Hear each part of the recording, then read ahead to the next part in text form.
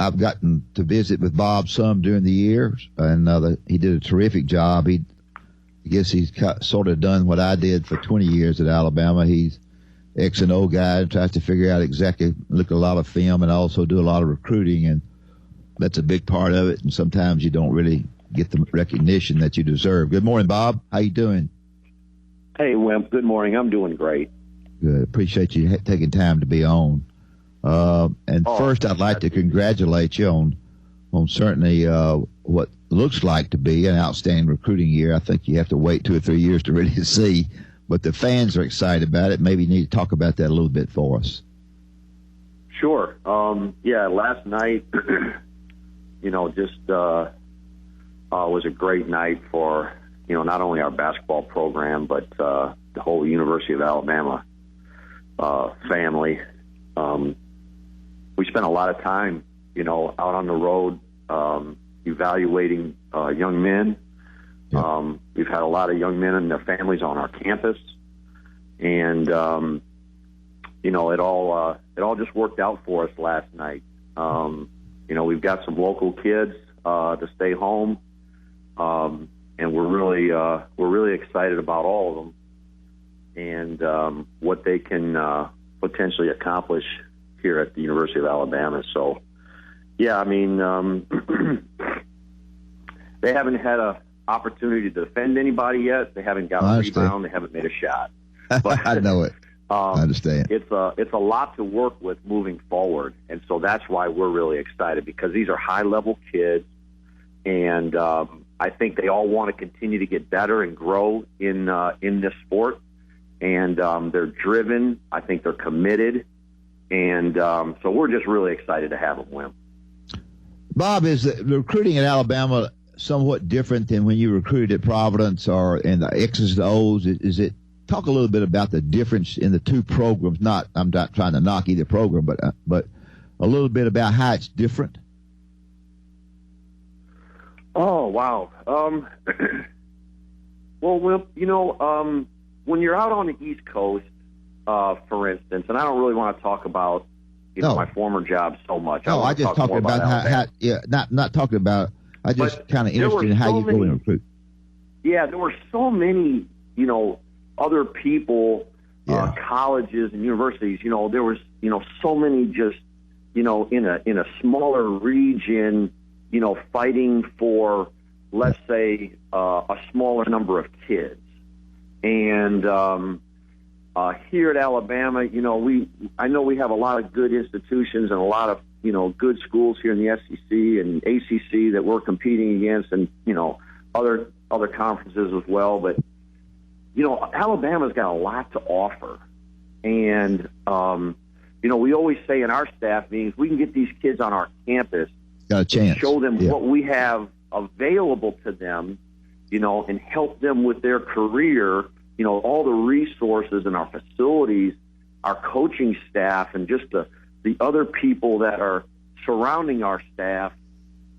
We feel we're going to have a really good shot at getting these young men. So, sure. I think from where I came from and what we have now is just a bigger package, where these young men can come in here and try to achieve all their goals and their dreams.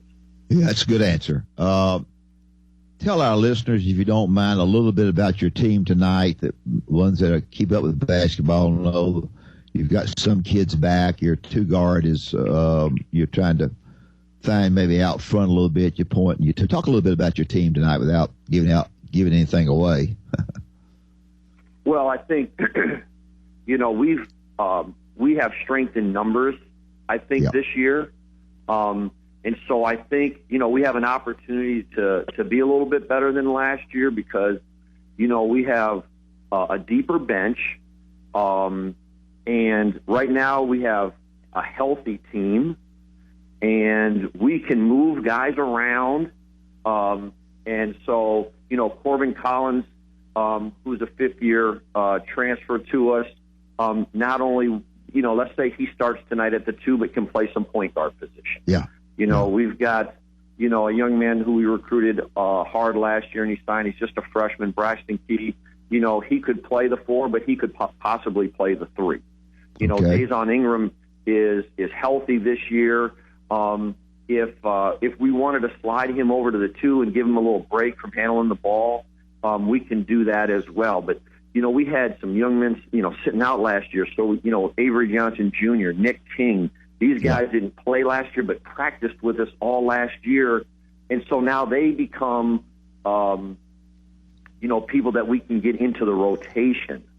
Shannon Hale is healthy. Jimmy Taylor has been playing extremely well. Dante Hall is competing every day in practice. So I can go on and continue to talk about a lot of guys.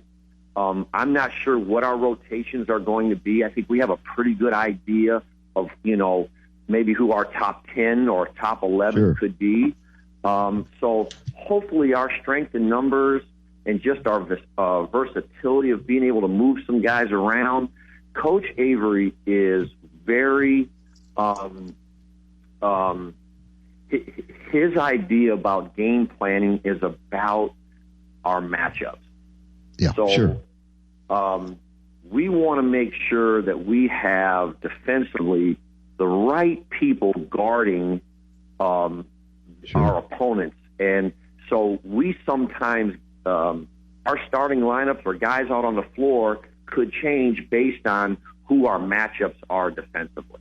Yeah, good point. That's exactly right. And, of course, you had Retton played so well for you last year at the point position, and the injury certainly to Ingram certainly was very costly to you. Now, even though Retton's gone, you've got at least a few more candidates to do a good job out front. Well, that's what's going to be really – it's what's going to be really fun about this team, Wimp, is that last year at this time, we had no idea what type of year or, what type of contribution Retton Obasohan was going to have to this basketball. No, you did. No. So with saying that, we're looking at our team right now going, okay, who's going to emerge? Who are the 2 or 3 guys that are going to emerge that maybe we don't think right now will play, let's say, that role? Because someone's going to, 2 or 3 guys are going to, and you're going to find yourself into a rotation. But right now it's so early, it's just so hard to tell. Yeah. Bob, when you and I visited, we hadn't visited much, but when you and I visited, it looked like your basketball team last year maybe wasn't a very consistent shooting team. Now, you could comment. That's one of the questions I wanted to ask you. I know you're hopeful that it gets a little bit more consistent shooting the basketball, and maybe you lacked the rebounding power that you needed. And you signed Bola kid, big kid from Southern Illinois, who looks like he can help you there. Talk a little bit about what I said there. Is that pretty accurate? Yeah. I mean, last year, of course, Retton and Arthur and, Shannon Hale at the time, Riley Norris, were kind of our perimeter shooters. But we have Shannon back. We have Riley Norris back. And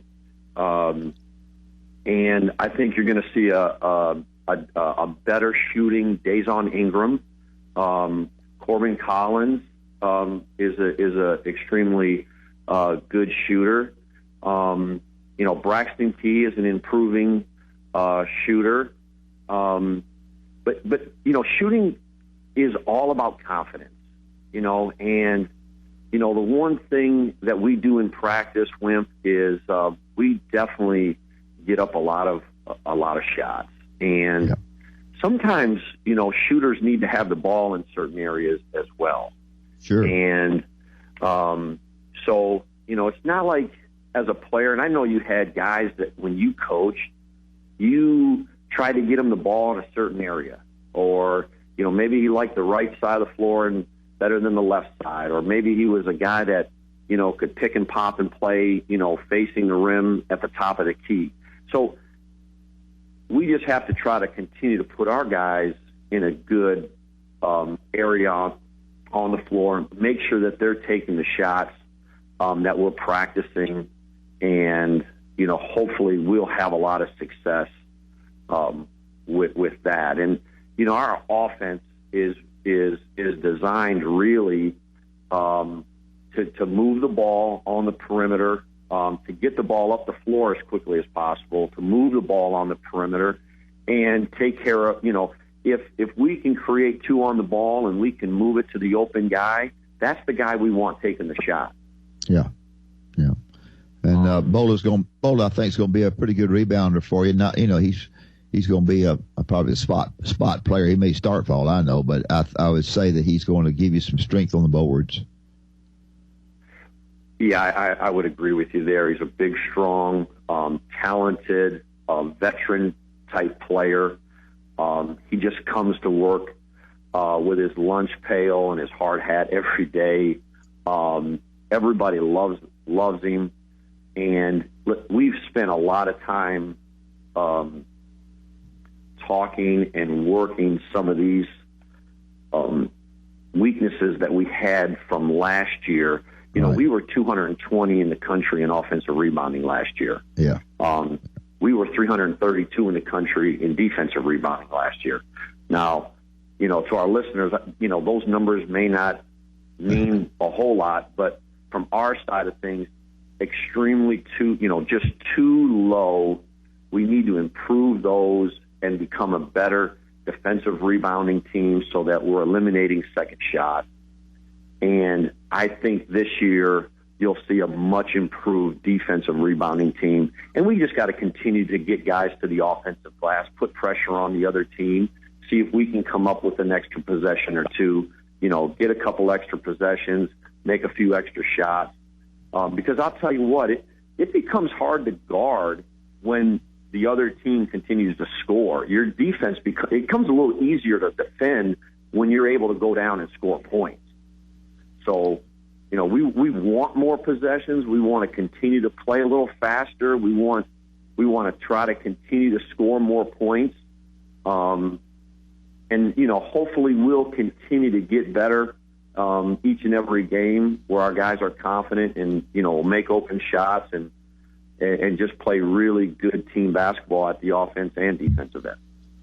Before I let you go, I know you need to go. It's hard for me to read the league this year. I really can't tell, who's going to be good, who's not going to be good. Is it that way with you a little bit? Of course, you study it more than I do. I just see it. It's hard for me to read. Well, I think you and I had this conversation about a week or two ago. Like, who's going to be good in this this league? I think I can't it was figure it out. Before the Faulkner game, you and I were sitting down talking about this. I don't know. I know, we were picked right in the middle, in the preseason polls. But I look at some of the teams that are picked a little bit ahead of us, and I'm not so sure that we couldn't be a little bit better than them. And then there's some guys at the bottom that, maybe are a little bit better than some people think. There's a lot of good coaching in this league. Veteran coaches, guys that, work really hard, and they're going to have their teams prepared. I think everyone wants to say, Kentucky's going to continue to be good. Florida, I think they want, they see them as a potential team that, maybe didn't have the season that they had last year and will be better this year. So I don't know. I really don't know. Arkansas has gotten a little bit of, a buzz, but, we just kind of worry about ourselves. Sure. And, all the preseason rankings, this, they go out the window starting tonight. And you got to get out on the floor. You got to perform. You got to play well together as a group. You got to continue to try to get better, continue to improve. And we're just gonna worry about ourselves, worry about the next game, and hopefully, Alabama basketball will be the team that people will be looking up at. Well, Bob, I sure do appreciate you being on this early in the morning, and hopefully I'll see you tonight. I'll be there doing the game tonight with Eli Gold. So okay, fantastic. I look forward to seeing you. Thank you. Appreciate it. Thank you. You guys have a great morning.